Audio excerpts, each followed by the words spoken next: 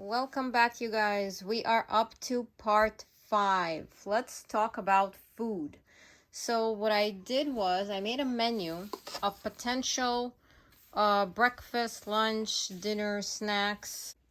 I broke up my list into perishable and non-perishable food, and the reason I did that is because I want to know what I can take with me ahead of time and what I have to wait to the day before, or something that has to be refrigerated. So I'd be taking it in my cooler.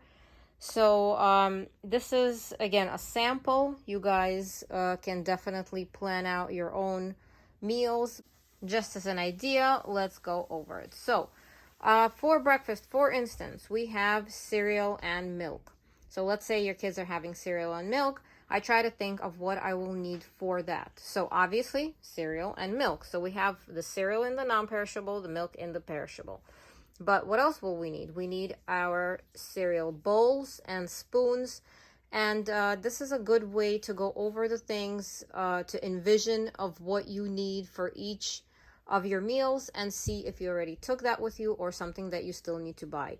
And in our case, the bowls we didn't have. We had the minus next to the bowls, so that's what we'll be still purchasing. And the spoons, we had it in our utensil box. Okay, moving along, we have some bread, some waffles, some bagels.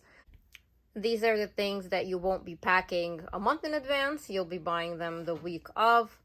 Waffles can be frozen, so they will be going in your cooler. But again, what will you need for them? I will need my toaster. I will need some spreads, some jams, maybe some chocolate spread. So I have here, just as an example, I have here my hazelnut spread, some strawberry jam, peanut butter. These are the cereals that went into point 1. So something like that. And things that you may be needing to put into the cooler would include some cream cheese, butter, lox, or perhaps cold cuts.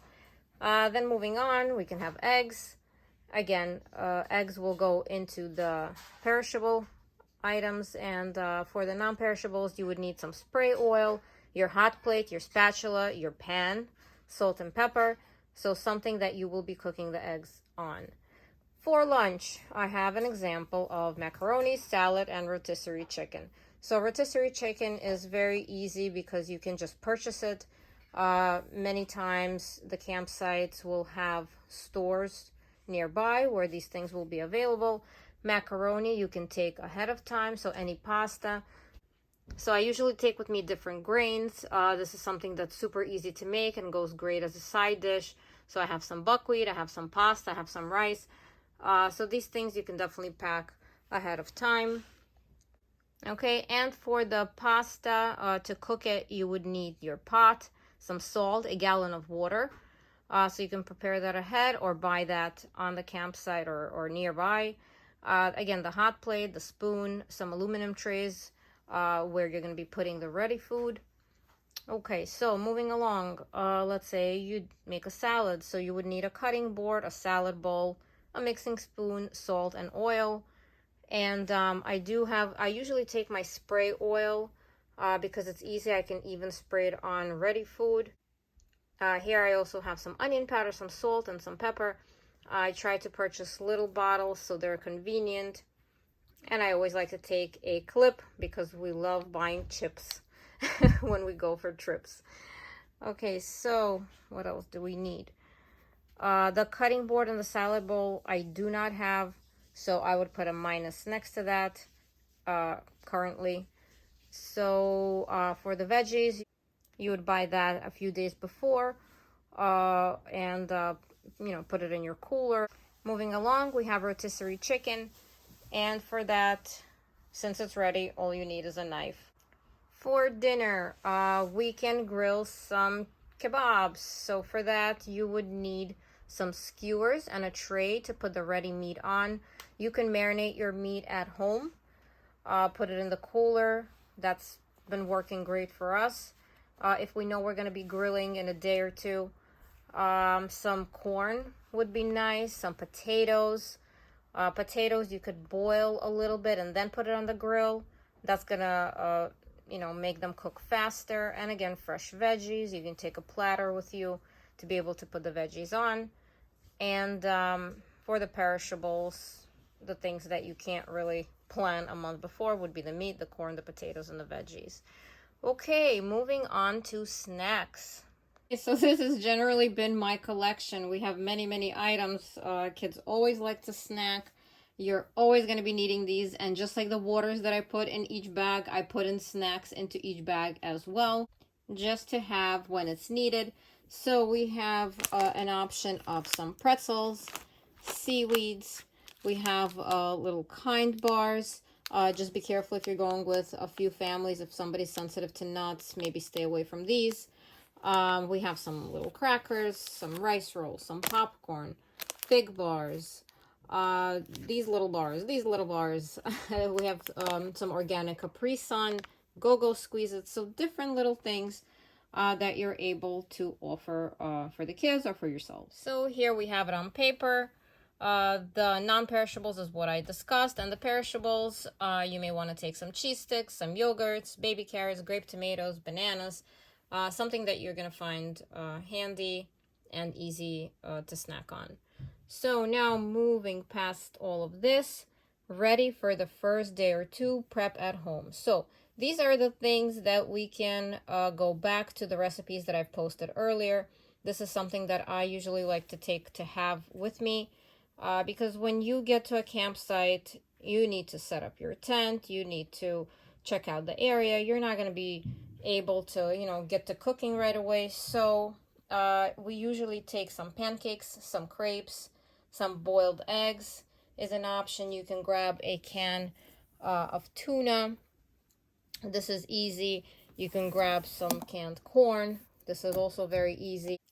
Just make sure if your bottle is not easy open, make sure you have your opener with you. So that's something else to consider.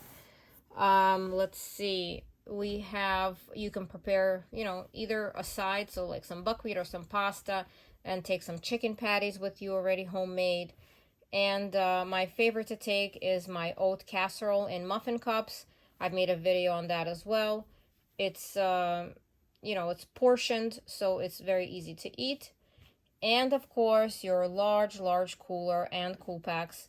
And you can keep refilling that throughout your camping trip with some ice. Ice is usually purchased on campsites or in the nearest gas station, for instance. So that is a good idea to have. If I want to have some dessert on vacation or a trip, I like to use these little Simple Mills mixes. They are very clean, meaning all it has, the ingredients are apples, almond flour, arrowroot, organic coconut sugar, coconut flour, baking soda, organic cinnamon, and sea salt. Nothing we can't understand, nothing that we can't read. So, and all it needs is an addition of oil, water, eggs, and vanilla. So vanilla is optional. You can get by without that. Water you will have because you'll have your kegs. Eggs we already discussed for breakfast, so you'll have your eggs.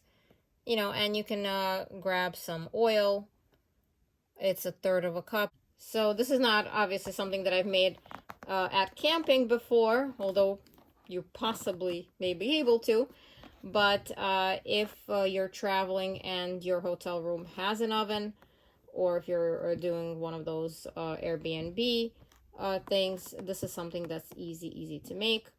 And again, with all the food and things that we've mentioned before in terms of, kitchen household items, you don't necessarily need to buy all of this ahead of time. You can purchase it there. Some things you can get by without having, but this is just my personal experience as to what has been very handy, as to what has been pretty comfortable for me, made me feel at home, and it has worked. So plan for yourself. Make sure you're taking what your group or your family needs. This is just a rough draft, just a sample of what's worked for us. Okay, I think we are done with food. We are done with part 5. The only thing we have remaining is clothing, medicine cabinet. I will also speak about things that I take in bags. So let's say I have a shoe bag and I have a swim bag. and we'll break things up like that. And I will give you some ideas in part 6 for easy packing. So if you're going on a long trip, if you're going on a multi-hotel trip, I'll give you some hints that worked for us. Stay tuned, and let's swing over to part 6.